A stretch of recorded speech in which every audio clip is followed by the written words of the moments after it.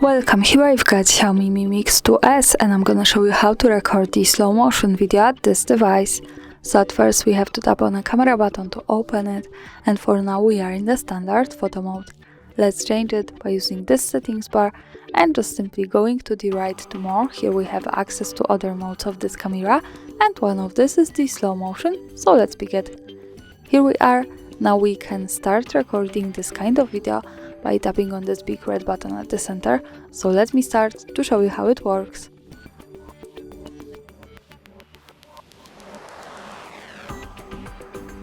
And now let's stop by tapping again on this button. To see the video, let's move to the left one that follows us straight to the gallery, and now we can see our video by tapping on the center.